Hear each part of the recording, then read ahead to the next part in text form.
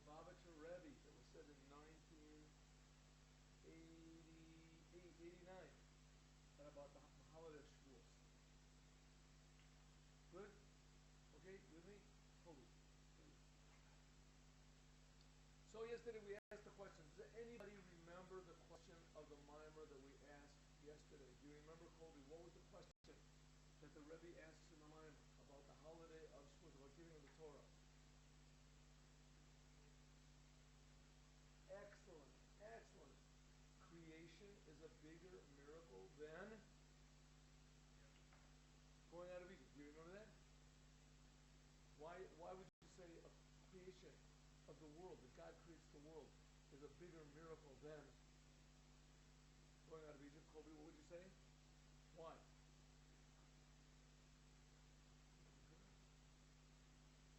Something from nothing. The creation of the world is something from nothing. And the going out of Egypt is only what, Akiva? Something into something else. Going out of Egypt, what did God do? He turned the water into blood. He made frogs come out of the water. He turned the water into frogs. And then he all of a sudden made boils come on people. And he put fire inside of hail. They were all terrible plagues, but it wasn't something that was created from absolutely nothing. Yeah, Rabbi, for us, it's Hashem is all the same. It's not like one part of the other. Well, no. Maybe one is more supernatural. That's right. Let's say supernatural. What is more supernatural? Creating the world or taking the Jews of Egypt from Egypt and splitting the sea and everything? So you say, well, supernatural is probably just splitting the sea and 10 plagues and giving the Torah. That's supernatural. He says, yeah, where did nature come from? Where did nature come from? Nature is, nature, and this is above nature. He said, well, I got news for you. Nature is created from nothing. Now, if you take nothing and make from nothing the whole entire universe, and all the planets, and all the bugs, and all the atoms, all the blades of grass, all the different types of trees, and the whole, what is it, what do they call it? There's a system, the system of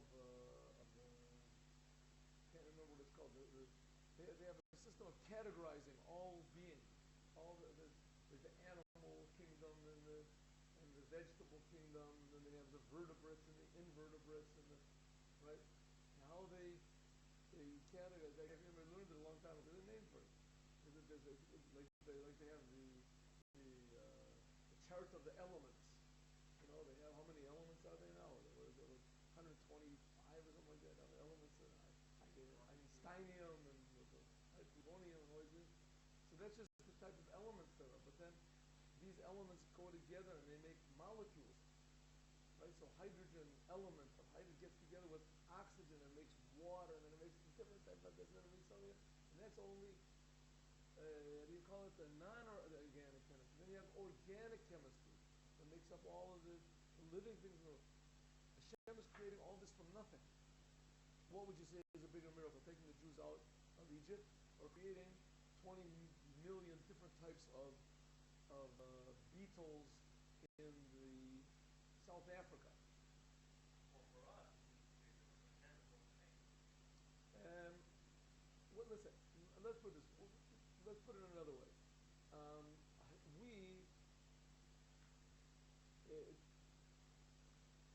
We're supposed to be excited about Hashem.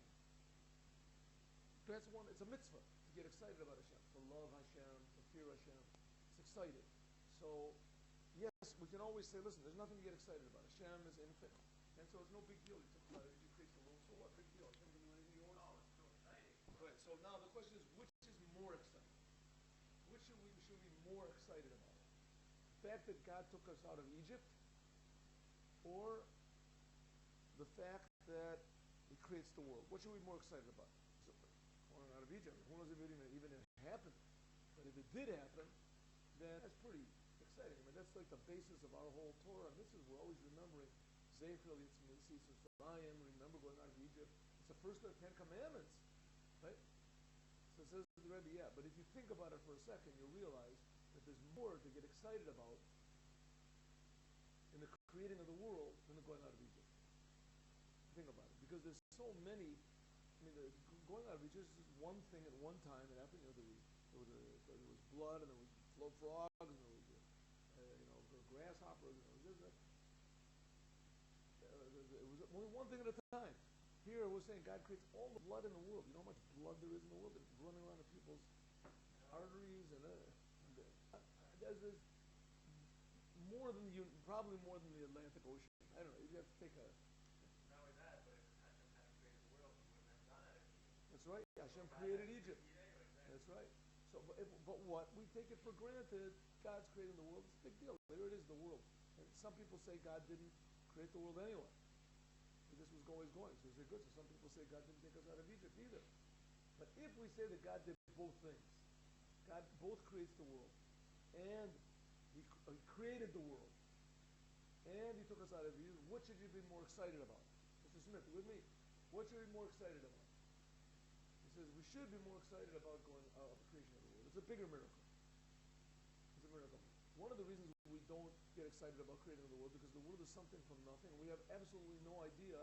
We can't even imagine in our minds what is nothing. A human being cannot imagine in his mind what it means nothing. What does it mean nothing? It means no consciousness, no awareness, no.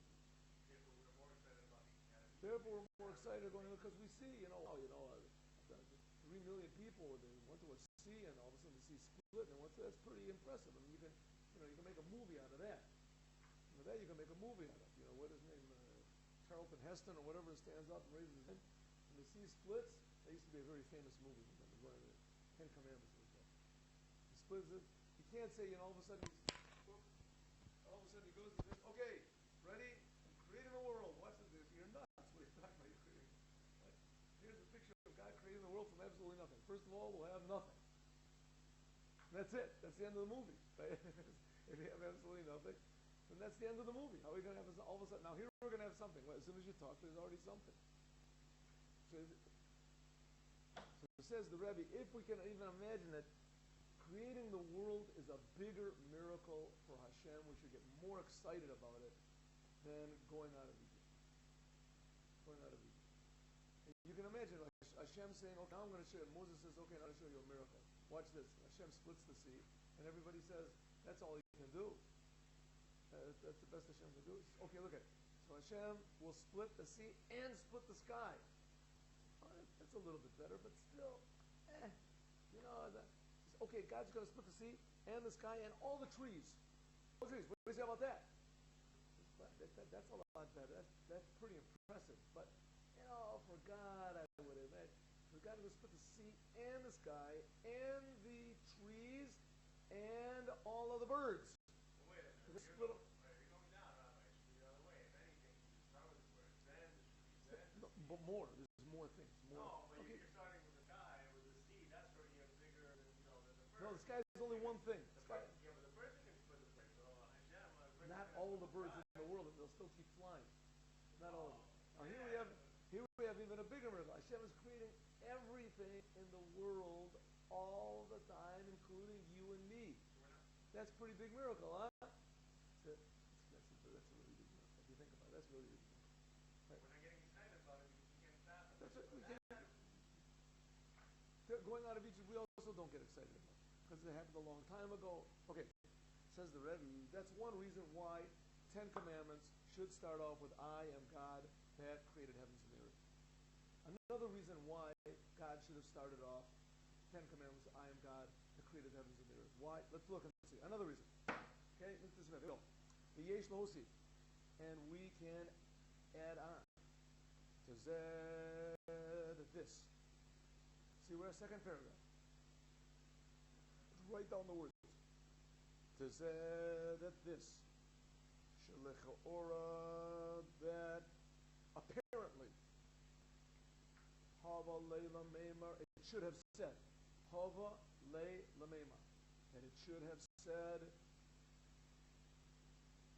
and it's the first of the 10 Commandments, should have said, quote, Asher that Barati, I created Shemayim Va'oretz, the heavens and the earth,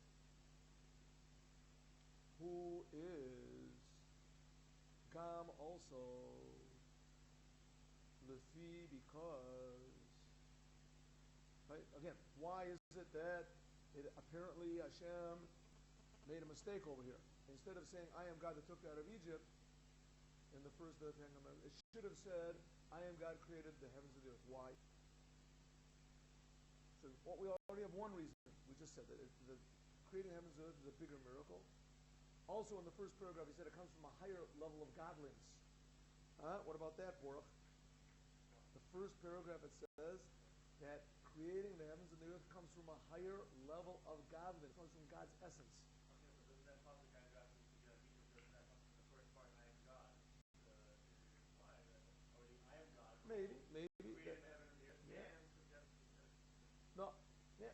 No, meaning by looking at the pasuk, I am God. From this we derive the God who created all the heavens and all the earth. Why? Isn't that one way of learning? That it says I am God who took you out of Egypt, that's it. Hashem says I am God. I am God. If you think about it, it really doesn't make any sense. That God says I am God that took you out of Egypt. Everybody knows that. They were just taken out of Egypt. God should have said, I am God that created the heavens and the earth. Well, right? That everybody didn't know about. Well, God could have simply said, I took you out of Egypt, instead of saying, I am God who took you out of Egypt. Oh, I am God. So I am God is already saying that it's not simply I took you out of Egypt, but I am God who took you out of Egypt. And meaning I am God, meaning I don't know what took you out of Egypt, and also... I don't see how the word God implies that everybody all of a sudden was going to figure out that means it's creating them here. Okay, let's go. So in the first paragraph we learned that creating the heavens and the earth is a bigger miracle, and it comes from a higher level of godliness. That's what we learned in the first paragraph. You weren't here. Second paragraph. Here's another reason why. The reason why it should say is because Lefi, who is Gam also, Lefi, because Shabriya is the creation. Shamayim v'or is the heavens and the earth. Umat and Torah and the giving of the Torah. Anochi Hashem Elokeicha. I am God, your God. Who is Peticha, the opening of Matan Torah. That's how God opened up. I am God. That's the first of the 10 Commandments. Shayechim are related, connected, zeh lezeh, one to the other.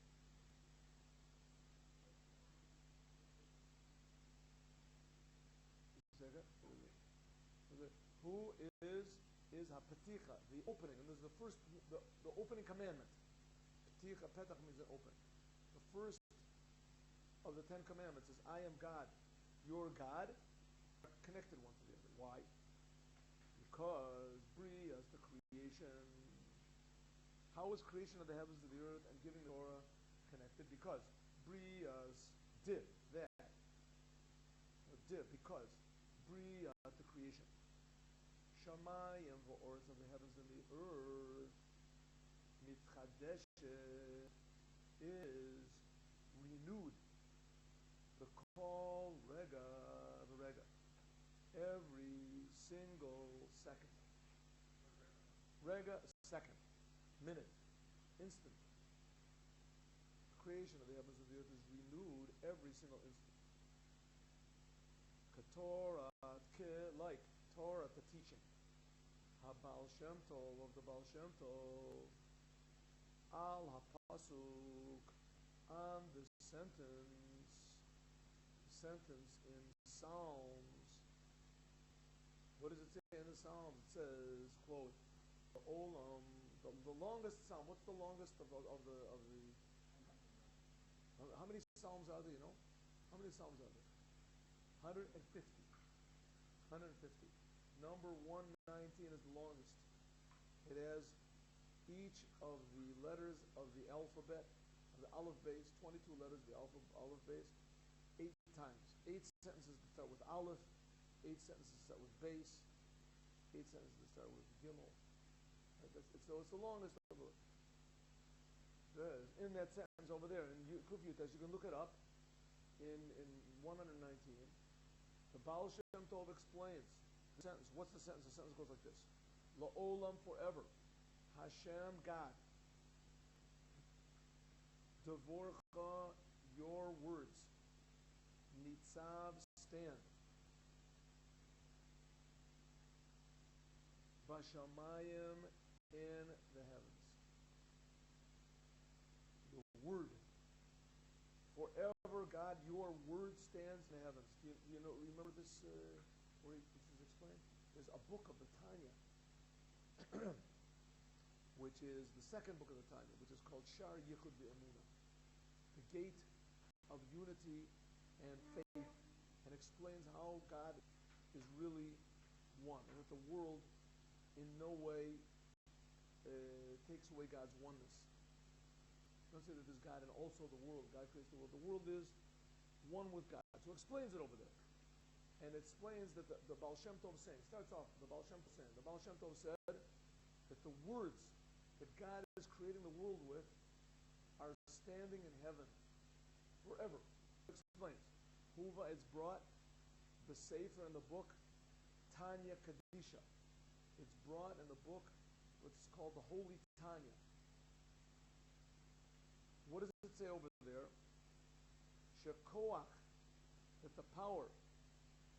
So we're saying, the sentence, I am God that took you out of Egypt, has a similarity to God creating the world. Why? Because both of them are constant. Shekoach Eloki, the power of God. It's creating the world. Mehaveh creates. Mehaveh means brings into being or creates. Tamid, constantly. Et hanivra, the creation. Mi'ayin liyesh, from nothing to something. Why? What's the Rebbe saying? That Jewish faith is not only that God created the world 5,000 years ago, or 5 billion years ago, or 5 trillion years ago, or 1 minute ago. Jewish faith is that God is creating everything right now, every second. That's Jewish faith. That everything in the world has no existence to it. God does not bring it into existence. Constantly. It says, Ayin liyesh, God brings everything. Shekoach Eloki, that the power of God, mehavel, create Tommy constantly, the nivra, the creation, and the ayin liyesh, from nothing to something. O mikevan, and since, shebriya, that the creation, vihit havut, and being, yesh mi'ayin, of something from nothing, bihiyot, Bihit havut means the same thing, coming, bringing into being. The creation and the existence, bringing into existence, of yesh, of something, me'ayin, from nothing. He is bekoach, the power, ha'atzmus, of the essence of God. There is only the essence of God can make something from nothing. This is a power of only from the essence of God. It's not a name of God or an aspect of God. So move, and it's understood.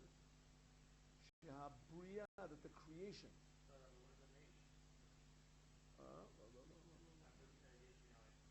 Yesh mi'ayin. 1 second, 1 minute. Shehabriya, yes, that's it. Good. I'm sorry, I was on the wrong one. Shehabriya, that the creation, the call, and every rega, second, he is yesh mi'ayin mamish. That word mamish. Wait. You went ahead. This is 1 second. Let's be together here. Okay, ready? So move on. So it's understood. Okay, with third line down, second word from the end. Move, and it's understood. Shehabriya, that the creation. Shebekal, that is in every rega, instant, and every single instant. He is yesh me'ayin, something from nothing. Mamash, really. Mamash means like you can feel with your hand, really. Literally. Mea atzmus, from God's essence. What's essence? So here we have your hat.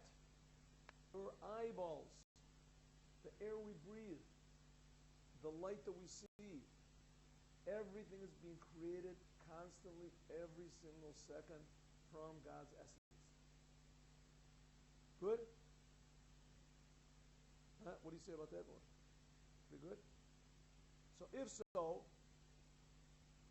we can understand that this process of creation is constant. Al derech zeh, similarly, who it is in the Torah, so it is also in the Torah. Shenetinata, at its being given. Ve'hamshachata, and drawing it down. The fact that God gave the Torah, and the fact that we can now draw the Torah down by learning it, He is mi'atzmos. It comes from God's essence. What's God's essence? Anochi. This is something like what you were saying before. What? Shit, that, netinata, it's being given. That the Torah was given. Ve'amshachata, and that we draw the Torah down by learning it. Let me just finish the sentence. He is me'atzmos, from God's essence. Anochi. That's the first word of the Ten Commandments. Anochi. Let me just finish the sentence and then we'll end with. So if so, the creation of the world comes from God's essence, and the giving of the Torah also comes from God's essence. And both of them are constant because God's essence is totally above time.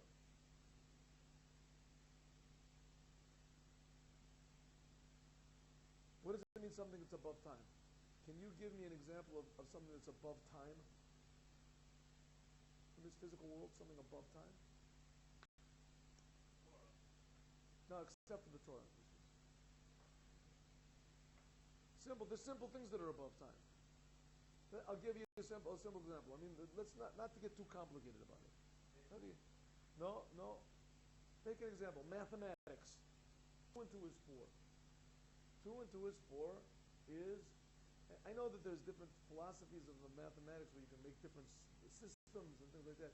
But let's say 2 and 2 is 4. 2 and 2 is 4 is an eternal truth. As long as you have 2 things and you have another 2 things, there are going to be 4 things.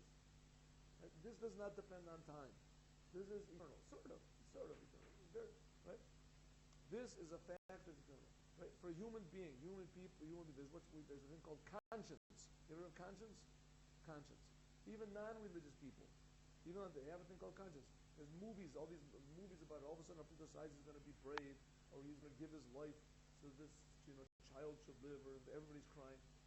Why? Because to help other people, for instance, it's an eternal thing.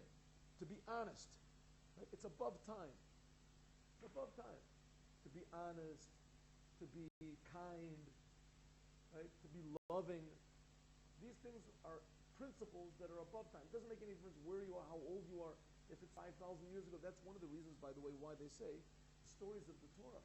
The stories of, some people say, the Torah is old. It's old. Now we have electricity, we have iPhones, we have iPods, we have everything.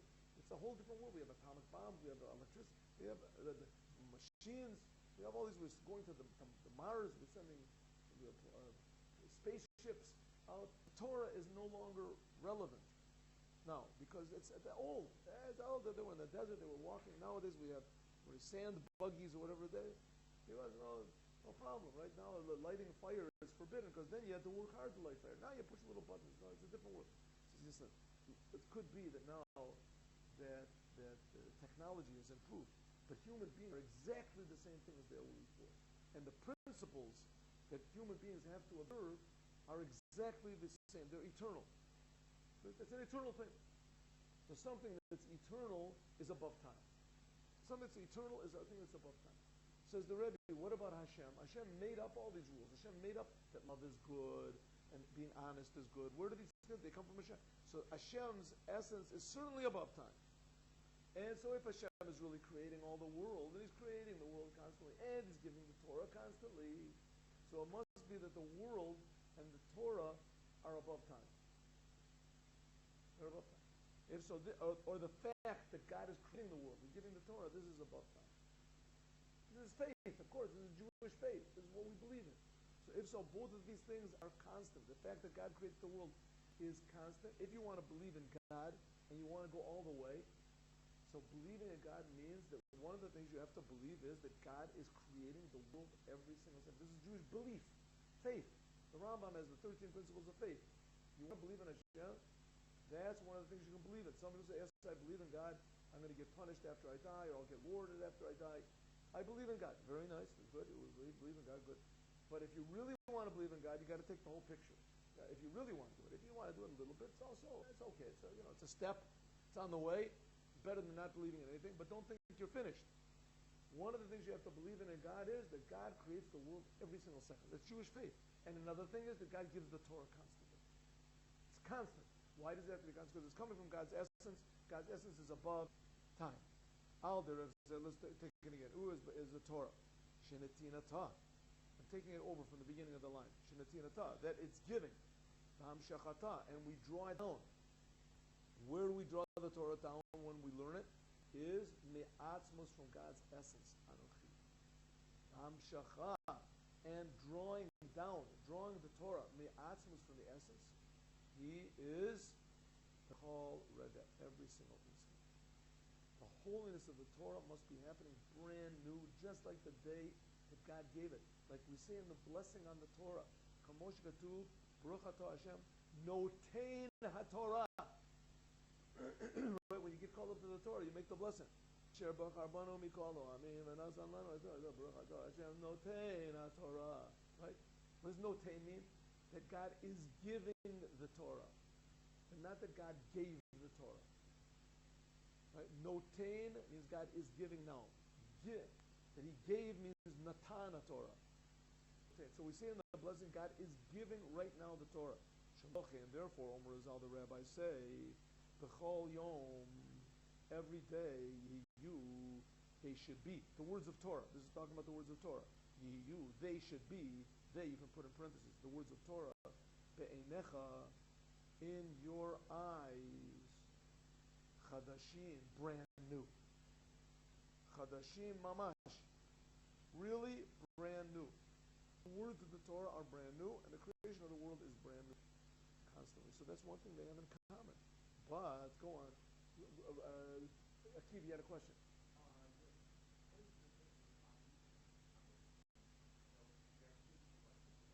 Yeah, listen, in Hebrew there's not really much of a difference. Ani and Anochi. Nobody uses the name Anochi usually. Unless they really want to be forceful or something like that, right? It's sort of like Old Hebrew. You can use it, right? If you want to say, right? Anochi. You know whose house this is? Anochi, right? It's mine. It's rarely used, but it means like really me. Anochi, right? Anochi, it means that here it's me. Who's next in line? Anochi, right? Whose car is this that I just got scratched? Anochi, that's mine. Anochi means me, but in Chassidut it's explained that Anochi is a more essential name of God. God is really. It says a lot of times God. Ani Hashem Elokeicha. We say in Shema Yisrael we say Ani, right? We also say Anochi. That I. It's explained that Anochi is a deeper name of God. It more shows on God's essence than Ani. Okay, good. Hine, behold, Koach, the power. Al zeh, on this, Shebakol Yom, that every day, Yehiyu, they should be. The words of Torah should be. Beinecha, in your eyes, Chadashim, brand new. Where did we get the power to do this? Nitan was given in Mount Torah. Was given at Mount Sinai. It was at Mount Sinai the Jews did not just get a book or 10 commandments. They did get those things, yes. But that's not the main thing. Moses could have given them the book in Egypt, right? Like all the other religions. What did all the religions, what do they say? A guy comes from the desert or comes from somewhere and says, I am the one. I have had the revelation of the Lord.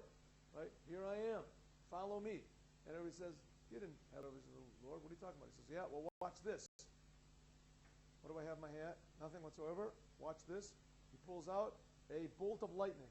He says, that's the Lord. That's him. Right? That's him. He says, now I also have a book. Take this book and read it. This is the new religion. Yes, we believe, we will. And if you don't believe it, you're going to burn in hell. Okay? If you do believe it, you're going to get infinite heaven. All right? So read this book and kill anyone who does not accept it. Good. Yeah, go. So all of a sudden, the next time, 3 days later, they have 1.5 billion Christians or whatever it is. These guys are all killing each other. And the book, the holy book. One guy came and he said, I have the revelation. Here I am. Here's the man. Right? And look, he brought water from a rock and he raised the dead and he did all these things. It's fantastic. And they all believe. Here's Moshe, comes, he raises the dead and he hits the rock and he does all these things. And he says, who needs him? Right? We don't need him at all. He says, listen guys, come on, give me a little chance. Take him to Mount Torah. He says, watch this. Says, God is going to give you the Torah. I don't know if God exists and maybe he doesn't exist. Well, he took you out of Egypt. Come on. He took you out. You saw the splitting of the sea. He says, I don't know. Okay. Listen, watch this. Ready? Give it to him, God. Anochi Hashem Elokeicha. Wow, that's really something. Wow.